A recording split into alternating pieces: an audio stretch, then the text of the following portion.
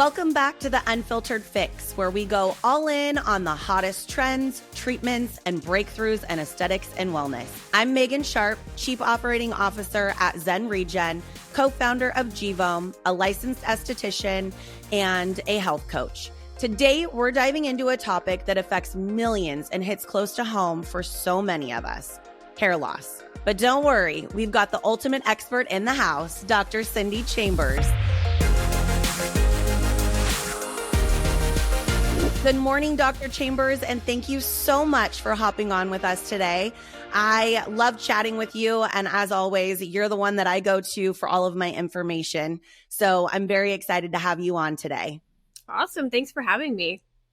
Let's go ahead and jump right in. I feel like hair loss is one of those things that there's so much information out there and people don't really know where to start. It's very overwhelming. And so based on your experience, what treatments and everything tend to deliver the best results, especially the ones that we offer here at Zen Regen? I'd really like for you to talk about some of the cosmetic services or just treatments in general that people hear about, and then what we do at Zen Regen that sets us apart. Absolutely. So first of all, in hair loss, the very first step that's the most important is to get the diagnosis right? You have to understand what you're treating so that what you're treating actually ends up working for you. Not all treatments work for all types of hair loss, just like not all things work for every patient. So that's the very first step in any management plan, any well thought out management plan, is making sure you have the diagnosis right.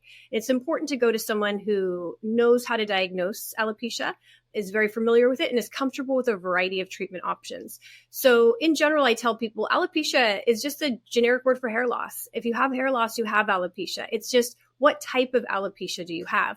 So there are two really broad categories of alopecia. There is the category of scarring alopecia and the category of non-scarring alopecia. And within those categories, there are several different conditions that sort of fall under each of them. And I think we'll talk about those a little bit later.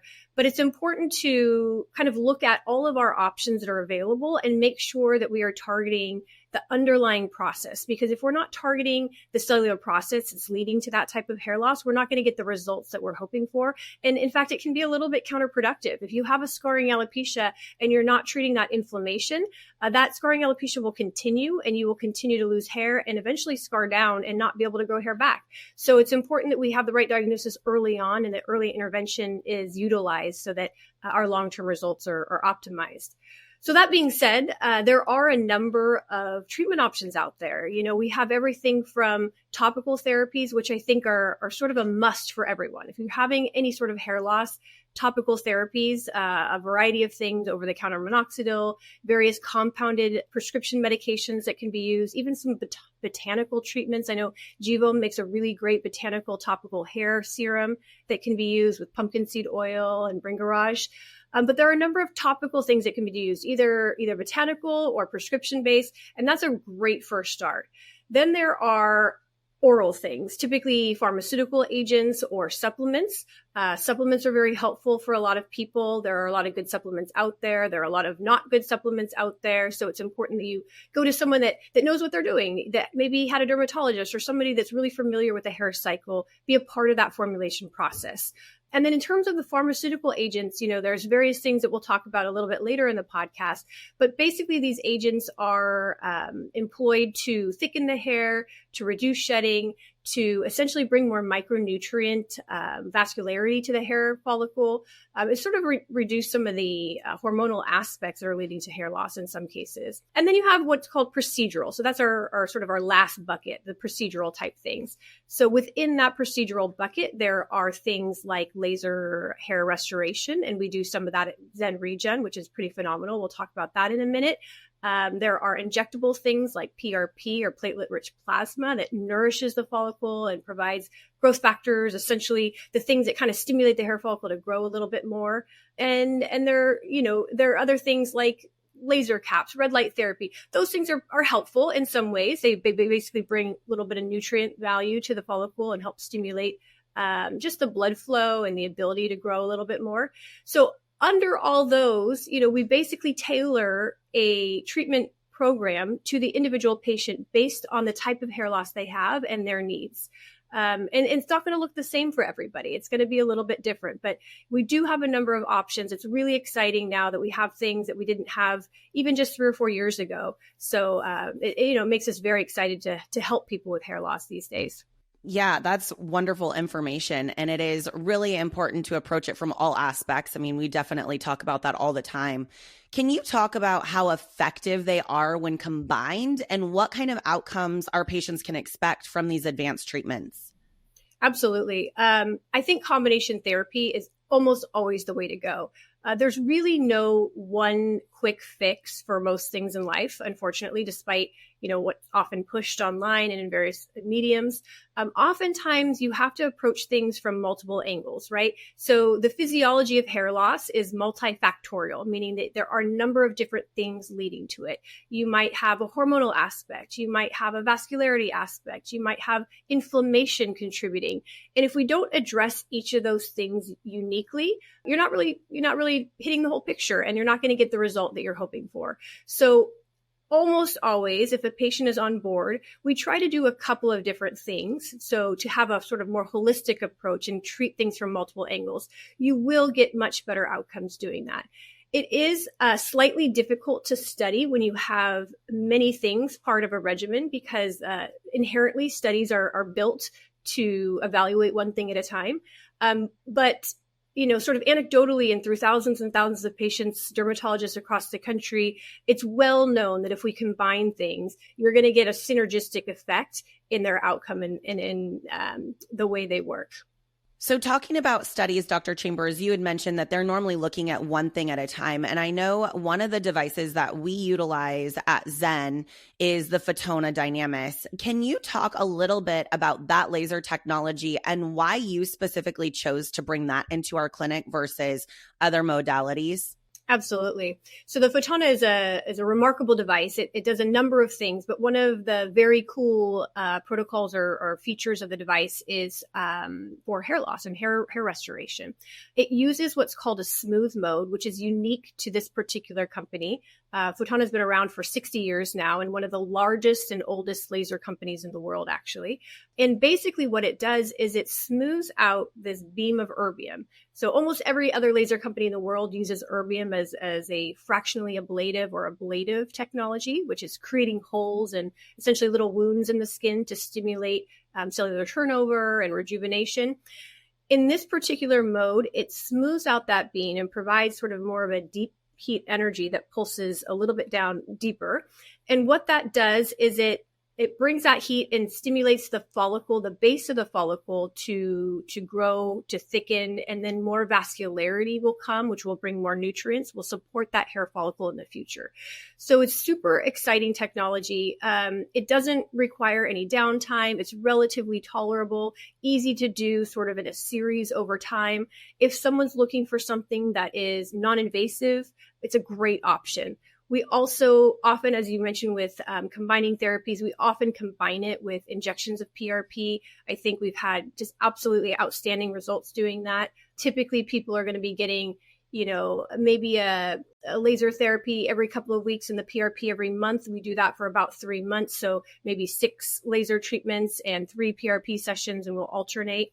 Going back to the combination therapy, sometimes we'll also do a little bit of very low dose steroid injections, because almost all types of hair loss, even the non-traditionally inflammatory ones, do have a little bit of an inflammation process a part of them. And if we can reduce that a little bit, we get much better results in terms of growth and thickening of the hair. Awesome. Thank you so much for sharing that. I know this is a great alternative, a non-surgical option for hair restoration. And I feel like one of the questions that a lot of people have is the differences between men and women that are dealing with hair loss. Does hair loss look different for men and women? It does in some ways. Ultimately, it's pretty similar. Ultimately, we experience the same types of hair loss, the same diagnoses, but the pattern is different. The way it looks is different. And also, just men and women's hormones and physiology, we oftentimes have to approach it slightly differently in the treatment plans. So for example, a male, let's talk about androgenic alopecia, for example, which is a hormonal type of hair loss. that affects everyone. Universally, over the lifetime, everyone will get a little bit of androgenic alopecia. Sometimes I joke with my patients, and I say nobody dies in their 90s with a full head of hair. Everyone thins as we age. Now, some of us thin more and younger than others, and that's a problem for people, and that affects self-confidence. And so that's what we're trying to trigger. But just like we protect our skin, it's important that we do anti-aging things for our hair, because our hair will age with time. And so we can kind of incorporate anti-aging techniques into our hair care process, just like we do for our skin. Now, getting back to your question on the men and women, men will typically have a recession of the bitemporal, which is sort of like on the forehead, on the sides, and that will sort of recess over time or scale back. That's one of the areas you'll see some early hair loss. They also have thinning at the crown, which is the top of the scalp, and that's where you get sort of that circular thinning on the top of the scalp that you'll see if you're sort of looking down at the crown of a male's head.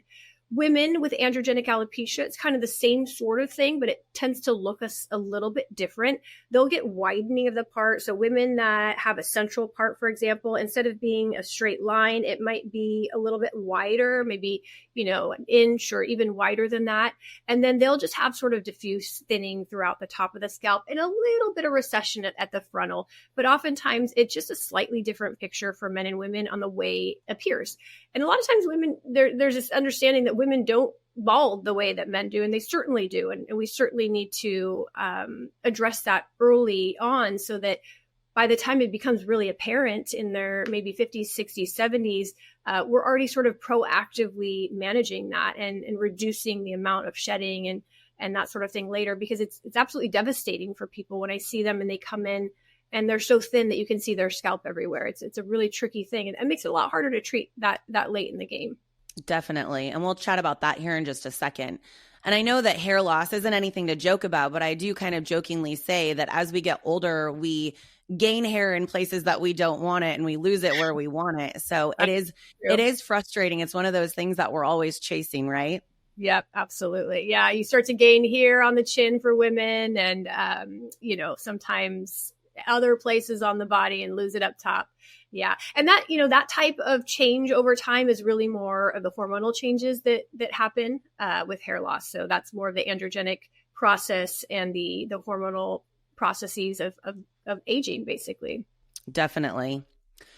Do you find that there's specific treatments that work better for men and others that women benefit more from? Or do you typically utilize the same modalities to treat both men and women? Well, we use similar modalities, but we do have to be a little bit careful because women obviously can get pregnant, and we have to be really careful to use certain things that could be dangerous in a woman who becomes pregnant, even if they didn't mean to, or it was sort of accidental. So some of the hormonal therapies that we use for men, sometimes very early on, I have young men in their 20s or, even late teens that are starting to develop androgenic alopecia, and they're really thinning. And so we will start them on something early on to sort of protect their hair. We wouldn't necessarily do that type of treatment for a woman because you never know, things happen. So we do have to be a little careful. Sometimes those hormonal treatments that we do for men, we hold off for women until they're, sort of postmenopausal, things like that. But otherwise, we do sort of target hormones. We do target the cellular growth process in both. And so overall, the picture looks somewhat similar, but we choose different things depending on someone's stage of life. And I think that's so important to point out too, that we do see people that are experiencing hair loss in their 20s. I know one of the things that people say a lot to me is, oh, well, I'm young, I'm not there yet. But they don't realize that there are individuals out there that start experiencing this as early as, early 20s. And it is important to take a proactive approach to it. Yeah, absolutely. I mean, just in clinic the other day, I saw a 19-year-old. And the week before, there was an 18-year-old, and they have a very strong family history of hair loss. Their dads and uncles are both bald by the time they were 30, and they really wanted to do what they could to prevent that if possible. And that's really the way to do it. Once you get to the point where you're totally bald, it is a lot more challenging to sort of make as much progress. Absolutely. And I think a lot of people really do want to take that proactive approach at home. So what are some effective at-home treatments for hair loss that you recommend? And are there any important considerations when combining these with in-clinic treatments? Sure. Yeah. So again, combination therapy, I think, is almost always the right way to go. So there will always be, if you come to Zen Regen, there will always be a home component. There will always be homework, right? You got to do stuff at home to kind of keep up what we've started in clinic and to sort of maintain and build results over time. So home-based treatments would include topical therapies. That might include, topical solutions or foams that are applied either once or twice a day. Let's just talk about minoxidil, for example. Minoxidil has been around forever, has tons and tons of clinical studies on effectiveness.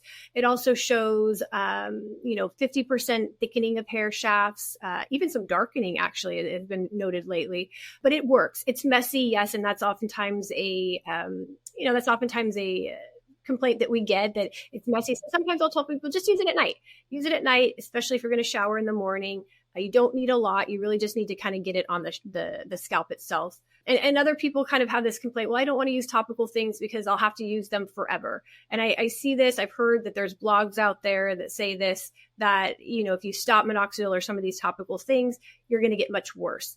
That's not true at all. What happens is, most of the time people forget where they started. So it's important to get good clinical photos, but you improve. The hair shaft improves, the thickness improves, the quality, the density all improve with time.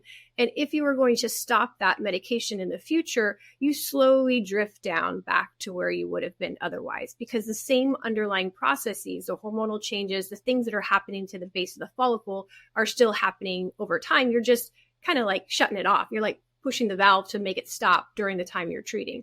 So thinking about doing something like this long-term or even a lifetime is similar to like putting on lotion or sunscreen for a lifetime, or your skincare that you're using for a lifetime. I mean, it's anti-aging for the hair. It's anti-aging for the scalp. So just, thinking of it that way, so it's not so overwhelming, and incorporating it to your normal routine, I think is probably the best way to do it. So the topical things I think are great. Supplements can be helpful sometimes. Again, well-formulated supplements, that can be helpful, that are well-researched with good scientific backing and data. Not all supplements are regulated the same. I mean, there's a lot of misinformation out there. So it's really important that you go to a well-known and a reputable company. And then there's going to be an oral medication piece a lot of times for a number of people, like prescription medications or something like that. And those obviously will be taken at home. Those things combined together can really, really augment your overall plan with time. Yeah. And I think consistency really is that most important thing, just like anything in life, right? Consistency and combining these treatments for optimal results and getting the best out of it. Because if you're not hitting it from all sides and you're not doing everything you can, like you said, your homework to really treat the underlying causes and make sure that you're keeping all of that at bay, it is just going to be an issue that you're going to continually deal with. Right. And right now, medicine is changing so rapidly. Right now, we don't have a lot in almost any part of medicine where we can do something one time and turn off that process, basically cure the underlying condition. We really don't have that ability. Most things in life are sort of chronic. They're going to be waxing and waning, but we can control them. We can manage them. We can sort of lessen the effects with time. And that's kind of what we're doing here, just like with our skincare, is that we are sort of controlling the inflammation, controlling the vascularity, controlling the nutrient supply to the base of the follicle so that it's allowed to grow more properly over time. Yeah. And speaking of the root causes, one of the things that we hear a lot is that inflammation actually plays such a major role in hair loss. Can you explain how it works and what kind of treatments are best for addressing hair loss that's caused by inflammation? Sure. So I think I mentioned briefly earlier that, there's likely some inflammatory component to every type of hair loss, even the classically non-inflammatory ones like androgenic alopecia. There's likely a little bit of inflammation playing a role there. But classically, the inflammatory types that are a lot of inflammation, there's going to be redness in the scalp. There's going to be sometimes itching. There's going to be tightness. That inflammation is essentially sort of just sucking out the follicle, sucking out all the nutrients. It's just completely, sort of closing it down so it can't get the supply it needs. And so as that happens, it just sort of withers away. The follicle is not strong enough to withstand that over time. It withers away and then it turns into a scar. And once that follicle is replaced by scar, you cannot grow hair through it. You can't even transplant through it. So you really want to prevent that scarring process early on. So again, really important reason why you need to know exactly the type of hair loss you're dealing with when you approach it from the beginning, because the worst thing in the world is to start treating something and then to realize a couple years later you had the wrong diagnosis and you didn't quite do it the way it really needed to be done. So are these some of the symptoms that you look for when you're diagnosing somebody with, say, alopecia areata? Yeah, absolutely. So almost every evaluation is going to ask, is there, a lot of times hair loss is asymptomatic. They're just shedding, they're losing hair. And that's typically the non-inflammatory types. But we will ask, are you having any itching? Are you having any burning? Is there any tightness? Is there any scaling? Because sometimes there's some what's called seborrheic dermatitis, which is a little bit of a scalp rash that can contribute and cause some inflammation that leads to hair loss. So we want to make sure that we're addressing those symptoms, because those symptoms are essentially an underlying sign of what's happening under the skin. So it's sort of like a canary in a coal mine. If someone's having itching or tightness or irritation, we know there's inflammation happening. We also can see that typically on exam. We can see that there's maybe redness or erythema on the scalp. Sometimes it's specifically wrapped around the follicle. So that's called perifollicular erythema, where the base of the follicle clinically appears red. And we do need to address that because that's a specific type of scarring hair loss that can happen. So absolutely, that's part of the evaluation, and that's part of how we kind of tailor the treatment process. Last week on my episode with Dr. Ruby, we talked a lot about lifestyle interventions to help reduce the inflammation process in the body. Do you use steroids if it's a, significantly deeper issue that will actually help reduce the systemic inflammation, or what are some of your go-tos? Yeah. So, not oftentimes do we do systemic therapy, steroids, sorry. Not often do we do systemic steroids. We sometimes do. And that's usually in very severe, very rapidly evolving inflammatory types of hair loss. Most of the time we do what's called intralesional injections of a very low dose of a steroid. And what that is they're essentially little eensy beensy micro aliquots, micro injections throughout the scalp. And what that does is it delivers this very safe, very low dose steroid to the base of the follicle where all that inflammation is like wreaking havoc on the follicle. And it just shuts it down immediately, completely shuts it down. So it's, in my opinion, I know a lot of people are nervous about steroids. It is local. It does not become systemic at the dose that's used for this purpose. It's very low dose. And basically what we're doing is we're just trying to shut down that inflammatory process so that the hair is allowed to grow. It really cannot grow well with all that inflammation. So intralesion, or sometimes we call IL steroids, and we oftentimes use Kenalog, which is a type of steroid that's frequently used for hair loss injections. And we do them sort of in a grid pattern where you're losing the hair. And that can be game changing. Absolutely. It can absolutely shut down that inflammation and those symptoms, and is oftentimes a very necessary component to a well-balanced treatment plan. And another underlying condition that we were talking about is hormones. And we hear a lot about DHT being another major culprit in hair loss. Can you break it down for us? Just explain to our listeners what DHT is and how it can affect the hair follicles. Sure. So DHT is a testosterone breakdown, dihydrotestosterone.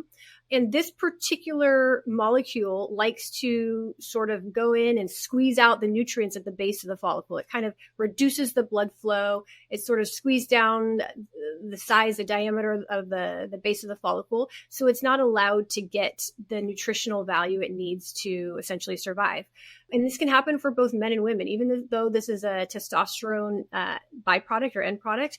Women experience this too. And that is oftentimes why women are experiencing hair loss. So what we often do for that is do things to sort of shift or alter that pathway, the testosterone breakdown pathway away from the DHT arm. Because a lot of times when you have, a hormone or any molecule in the skin, as it breaks down, as it goes through its chain throughout your body, there's different ways it can go. It can go to the right, it can go to the middle, it can go to the left. And depending on which way it's broken down, it has different end effects on the body. And there's sometimes byproducts or end products of various hormones or other things that are healthier or safer or just better for you than others. And for whatever reason, some of us experience a higher level of the DHT sort of shunting pathway. And those are the people typically with the androgenic alopecia that is more severe and happens at a younger age. And so a lot of our treatments for that androgenic alopecia target blocking that pathway in one way or another, or redirecting that breakdown to another less, sort of less harmful pathway. That makes sense. And when it comes to managing DHT-related hair loss, I know finasteride is one of those go-to treatments. Can you break that down for us and tell us how it actually works? Yeah, so finasteride is a 5-alpha reductase inhibitor. It's in a class with another medication called dutasteride, which is also sometimes used for hair loss. Dutasteride is a little bit more potent. And so someone that has tried finasteride and failed or is just looking for a little bit more will sometimes be switched to dutasteride. But essentially what these do is they're DHT blockers. So just like we said just a few moments ago, they're able to sort of block that end pathway to DHT, which allows sort of more blood flow to the base of the follicle and allows it to grow. I know finasterides are really effective treatment for a lot of people, but one of the things that I hear a lot, of course, from men is they worry about the side effects of erectile dysfunction. That's something that is talked about all the time. And I imagine that's a huge concern, especially if someone's already struggling with confidence issues and with thinning hair. How do you approach that conversations with your patients? Yeah. So with anything and any treatment we ever offer, you should be aware of the risks and benefits and potential side effects. Absolutely. That is out there. That is certainly something that's published, that's online. There have been some legal cases about it, which is why it got really big. I will tell you, it's a very, very, very rare occurrence. In 15 years of practicing, I've never had a case, knock on wood. I don't even have a colleague that's had a case. So it's super duper rare. But that being said, yes, it's concerning. And there are a few patients that after hearing that risk benefit discussion, they're like, I don't want to do that. But it's also important to address that erectile dysfunction. If it's already occurring and they're already experiencing confidence issues, it's important to address that too. And what a great way to sort of open the door and say, hey, listen, we also have things that can help you with that. At Zen Regen, we actually have a whole sexual wellness arm of our clinic where we work on, we have various treatment options for erectile dysfunction, from topical things to oral things to ultrasound-based devices that really, really help minimize that. So yes, overall, all of these things affect self-confidence. They all affect how we feel about ourselves, and should be addressed, as part of the discussion of the risk benefits, as well as separately if that's a concern for the patient. That's so important. And I think that truly does set us apart at Zen Regen. And I am such a firm believer that if you look good, you feel good. If you feel good, you perform better. And who wouldn't want to look and feel their best so that they can perform even better in bed? Totally. But I mean, in all honesty, that's an entirely different topic that we can talk about for a really long time. And we certainly will address that in a later episode. But I know that a lot of people worry about whether they've waited too long to actually start treatment. So how can somebody know if it's too late to begin? I know you had talked about the scarring portion of things and you don't want to wait too long. How do people know when they need to begin and if they're going to get benefit out of treatment if they've hit that certain advanced stages of hair loss? Sure. I think it starts with an evaluation, right? We have to have an evaluation that looks at the picture, that asks the patients the questions, that clinically looks at the scalp. I mean, that's really the only way that it can be done properly, is that someone has a consultation. Someone that knows what they're doing looks at them, make sure that we have the right diagnosis, and we can kind of see where we are in that process. I will tell you, almost always, it's not too late. Almost always. There are cases that, unfortunately, sometimes that does happen. If someone's entire scalp turns to scar, it's going to be too late. So we do want to address things early in the process. So someone's having, a lot of itching, a lot of scaling. That doesn't mean it's going to lead to hair loss, but we can certainly look at that. If someone's going through traumatic life events, if someone has surgery that just finished chemotherapy, that has a lot of things that might expect a huge stress response in their body, they're going to have probably a cycle of hair loss called telogen effluvium about 3 months later that might last, anywhere from 3 to 12 months. And when someone has that on top of an already mild level of androgenic alopecia, or the hormonal alopecia, it's sort of like off the charts, so all of a sudden they'll be like, I'm losing so much hair because maybe they had a little bit of hair loss starting, a little bit of androgenic alopecia, but now they have this thing called telogen effluvium and they're just rapidly shedding and they're bringing in baggies of hair. that's where we want to get it. If you know you're having a big thing or a big stress in your life, it's helpful to start taking care of your scalp. Because I tell people when you have a lot of stress in your life, whether it's mental stress or physical stress or just stuff going on, moving, even weddings, which are great, can be very stressful, divorces, all these sort of things can put a lot of, can tax us.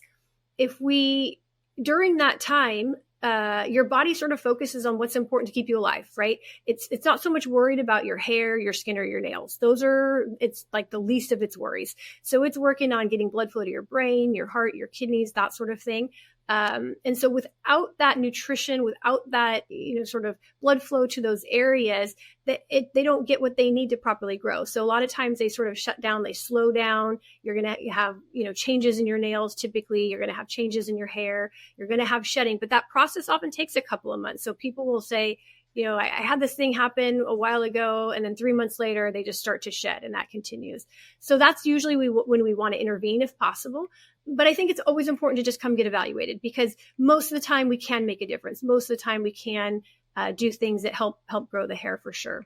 So if somebody's going to be going through one of those prolonged stressors in life, what are some things that they should be doing to give their scalp a little TLC? Yeah. So I think, it's hard because when you're going through those prolonged stressors, it's sometimes hard to think about yourself or, these self-care things. Maybe you're taking care of a sick relative or something like that. I tell people, number one, cut yourself some slack. Like, you are doing a lot. If they're doing all they can with what they're doing in their life, maybe that's all they can do. But if they can do a little bit more, start small. Even just 30 seconds, 2 or 3 times a day of deep breathing will help reduce that stress response. Because this stress response can either be an acute situation where it spikes for, like you had a surgery or you were in a big accident or something like that, a car accident, and that's a single event that you'll over 3 months later start to shed. Or someone could have just lots of little stressful things. Maybe you have a sick child or a sick parent or, a number of things, or, a bad relationship. And that's sort of an accumulative thing. And you'll have this sort of shedding for a longer period of time because it's not a single spike in stress. But doing things that can kind of reduce that stress hormone response a little bit, deep breathing, even if it's just like 30 times a day with breakfast, lunch, and dinner, will make a difference. Exercise is huge, absolutely important for your overall health and, your stress hormones, and to sort of just help lift your mood essentially. So doing that, ideally 30 minutes, maybe 3 to 5 times a week would be great. Little bit of gentle massage. It sounds silly, but a little bit of gentle massage, maybe when you're in the shower washing your hair or when you're just watching TV. That can be with a scalp massager. That can be with your fingers.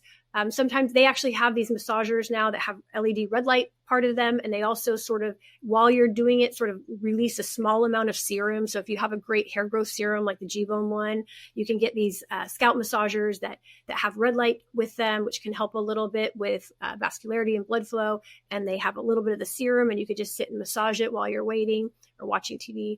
So those are some things you can do at home. There's some evidence potentially that microneedling very, very superficially might be helpful. Home microneedling devices, which are just little rollers, what they do is they just very, very gently sort of pierce the epidermis and allow things to sort of transfer better across the skin barrier. So, some people are doing this with topical hair growth solutions. You do want to caution people that they sell various lengths online and they're not terribly well regulated, it appears. So you want to be careful not to get anything that's too deep.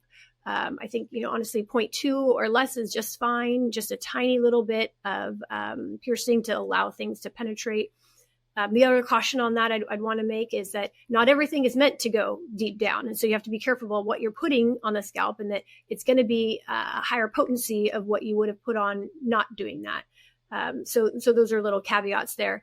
But those are some of the things you can do at home. LED red light, I think, it's got promise. There's some evidence that it could be helpful. They're not terribly well regulated because it's an over-the-counter type of product, but I think it's reasonable and it's low risk, and I think that it's easy to do. They make LED red light caps and helmets and things like that, and that's something you could do that would be pretty straightforward.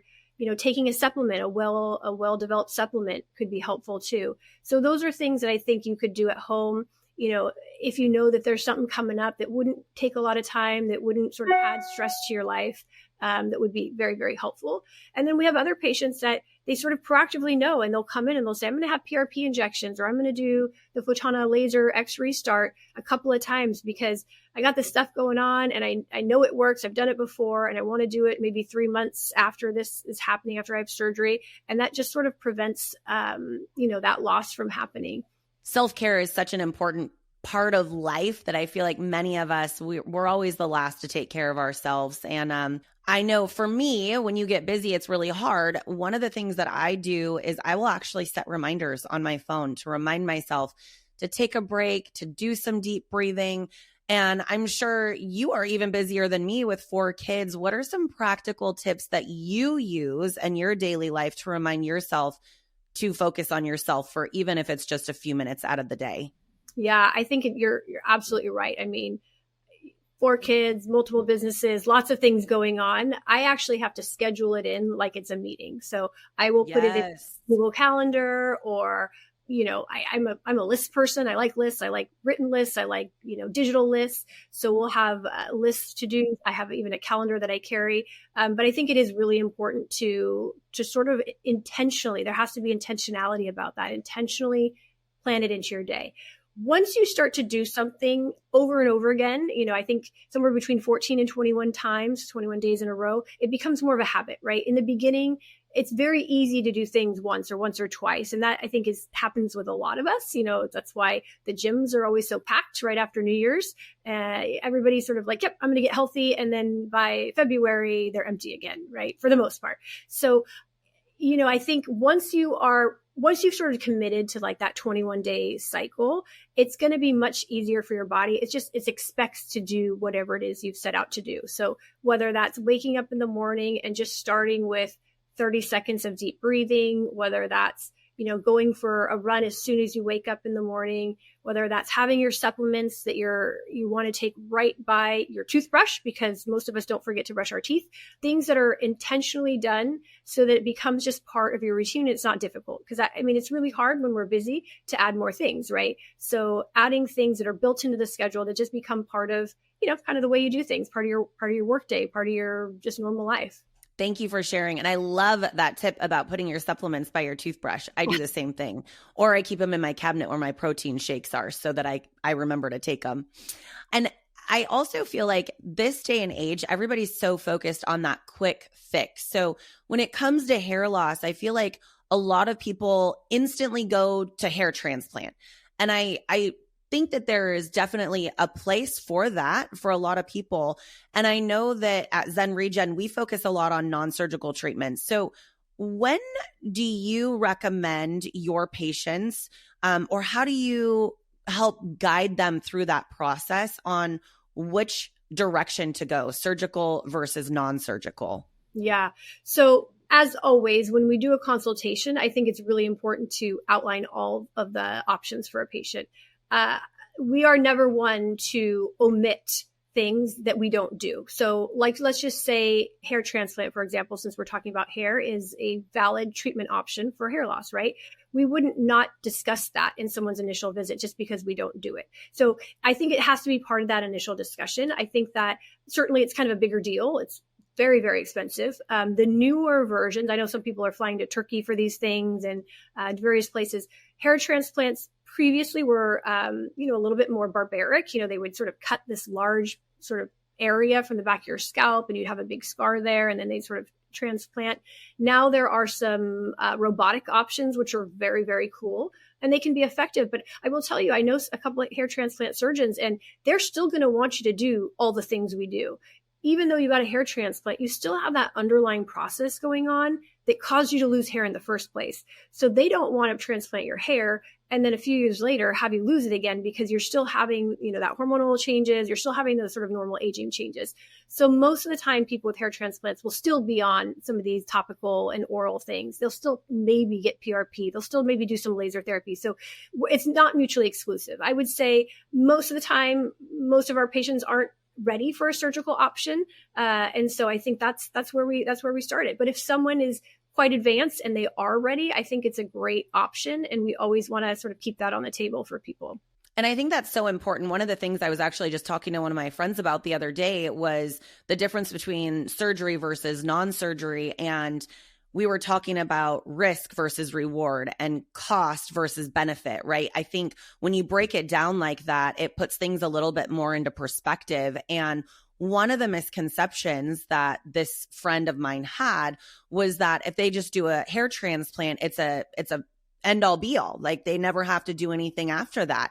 And I was explaining that that's not the case. Exactly what you just said, that yes, your natural remedies are still just as important. You still have to combine those treatments and utilize those topicals and those orals and still do your homework, and then also protect your investment. After you have a hair transplant, you're going to continue to lose your hair over time because we're not stopping the aging process. We're not addressing any of those underlying causes. And so you have to combine all of them. And I think, Dr. Chambers, that's something that you and I are both on the same page when it comes to the natural remedies for hair loss. I know that there are individuals out there that are completely against these cosmetic services or even a surgical option. And I feel like natural remedies definitely have their place, but I feel like people sometimes expect them to be the magic bullet, or the opposite, where the surgical aspects of things is going to be that magic bullet for them. And I think it's just really important for patients to know that you have to look at this from a holistic perspective and really approach it from all areas. Yeah, absolutely. I think there's a place for all of it, right? I think I'm a board certified dermatologist. I was trained in sort of classic Western medicine, pharmaceutical type things. I also did a fellowship in integrative medicine. And so I can really appreciate sort of the more integrative or holistic treatment options. And you have providers out there and you have patients out there that are just all in one way or the other. And, all they want to do is just think that's the only way. And then there's sort of like this conception that the other side is bad, or, it's sort of like one versus the other. I really feel like your best outcome is going to be when you merge those as good as possible. When you sort of take a little bit of what's known to be great over here and you mix that with a little bit of what's known to be great over here, and you come up with something even better. So I'm not opposed to any of it. I think it all has a place. And, sometimes it's patient specific. What are they looking for? What outcome are they looking for? I think whatever we decide upon, I think we just have to sort of explain what are the expectations? What's realistic with this particular treatment plan. You're not going to get a hair transplant result from taking one supplement a day or something like that. It's not realistic. So you have to sort of paint the picture. You look at what's expected, what's realistic, what are the side effects, what are the benefits. Obviously, cost for a lot of people is going to play a role in that too. And then we sort of decide what makes the most sense for you right now in your life at the stage of your hair loss. Wonderful insight there. One of the things too, Dr. Chambers, I know research is so big for you and such a big part of your life. Can you share any research insights on emerging treatments or products that are in the field of dermatology that are effective for hair and scalp health? Yeah, so we do a lot of clinical trials. We do things that are pharmaceutical, so medications that eventually will go to market and be prescription. And we do things that are more nutraceutical, things intended to be over the counter like supplements or maybe topical solutions, things like that, but also need to be rigorously studied so that maybe a group or a company can make a claim that it actually does something. Because it's a lot of people will say things work, but unless there's actually well done data, you have to be a little skeptical. I think it's really important these days to be skeptical about everything you read, right? Like, where is this information coming from? What's the data behind it? Who published it? Who paid for that study? That sort of thing. So yes, we do a lot of clinical research. There are new topical things emerging on the market. There's new combinations of maybe supplements that have been around for hundreds of years that are being now put together to have a synergistic effect. I know in Givome, we just formulated a topical product that now is undergoing clinical trial. So I'm very excited to see. I can't be a part of that study because I was part of the formulation process. But I'm excited to see what happens with that. And hopefully, each individual ingredient has been studied on its own to be very effective for hair growth. And we're hoping that by putting them together, we get an even better synergistic effect. And I think that's something that a lot of companies get wrong, is they're not doing clinical trials on their completed product. So it's not a regulated industry. People can literally put whatever they want into these supplements, and there's not necessarily any data to prove that it is effective. So I also am very excited to see what the data shows on our products for sure. Yeah. What about things like exosome therapy or peptides?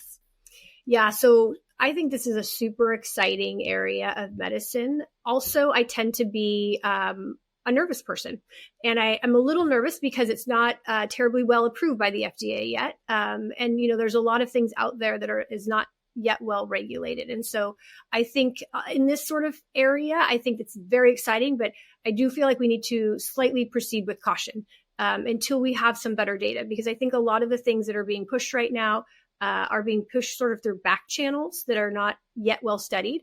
And, people are claiming that they're doing all these remarkable things, which maybe they are. That would be great. But we'd like to see some data to show that, right? I think as a board certified dermatologist, I think my colleagues would agree. Unless you have a well done trial, unless you have some data to show me, I don't believe you. So I think I am very excited. I do think that they are going to offer a lot of new therapies in the coming years. I think peptides, specifically these little, protein chains that kind of direct the cellular process, super exciting. Even some of the big weight loss drugs right now are peptide based, so there's really cool things, but obviously those were well studied and they're now well regulated. And so, that's a different thing than if you're having peptides going straight to the market that really haven't been studied very well. So I think, again, a big reason why I like to be involved in clinical research, I think it's important to advance the field. Otherwise, everybody's just sort of making it up, and people can do and say whatever they want. So I think TBD on that one. Yeah, I'm curious to see what the long-term effects have. I also am very excited about these up-and-coming treatments, but I'm with you on that. Well, Dr. Chambers, we've talked about so many different aspects of hair restoration today, from non-surgical to surgical, even more advanced options. And again, this can be such an overwhelming process for people. So for our listeners who might be feeling very overwhelmed by all of this information, what are the first steps that they should be taking to address their hair loss? And how do you help guide them to find the right treatment plan that fits their unique needs? Yeah, I think the first step has to be a comprehensive evaluation. I think that absolutely has to be done, because I think, again, we mentioned earlier, it's really important to know what's going on. What diagnosis are we looking to treat? And then what other things are factoring into their hair loss? Is there any events that have happened or things that are, sort of leading to the process? So the evaluation is crucial. And then from there, we decide what of the different options do we have makes sense for you, what should work, and then what do you feel open to? I have patients that they really want to do just one thing at a time. They're cautious, they want to take things slow, but I tell those people, awesome, no problem, we can take it slow, but remember, whatever we do, you're not going to see almost anything for 6 months. It is a slow process, and then in 6 months it's not going to be a lot. It's really more like 12, so 6 months is just our check-in where we say, like, hey, are we still going in the wrong direction, or are we at least kind of slightly going in the right direction? If you think about it, that's a very long time. It's a long time for people to do something and not 100% feel like things are totally magically better. But you have to set that expectation from the beginning, that 6 months is a check-in. We're looking for little baby hairs. We're looking for less scalp show. We're looking that things have not worsened from the beginning. And then really it's that 12-month period where people are like, oh, okay, I see. But again, another reason why you have to go to someone that knows what they're doing, because we will take photos and we will show you. Even at that 6 months, when I just had a patient yesterday that was like, I don't really know if it's working. And we pulled up her photos and we put them side by side, and you could see it was working. It's improving. It's a slow process, but it's improving. But then I have other patients that are like, I'm freaking out. Let's do all the things. And so we'll put together a plan that includes all the things. It will be a topical treatment. It will be, one or more oral therapies. It will be maybe PRP injections, maybe even low dose Kenalog injections, the laser treatment. That approach where you hit everything is going to give you the best results, no matter what. That's going to give you the best results. But not everybody's open to that. And so what we like to do is feel out where people are at. They may want to do 50% of that or 80% of that. But if someone's all in, I think if we do sort of hit all those pathways, it's gonna ensure the best results over that 6 to 12 month time period. And I love that you're setting that realistic expectation of 6 to 12 months. It's not 3 to 4 weeks, because I hear that a lot where people are like, well, I've been doing this for 3 to 4 weeks and I'm not seeing any change, so I'm just going to stop my treatment.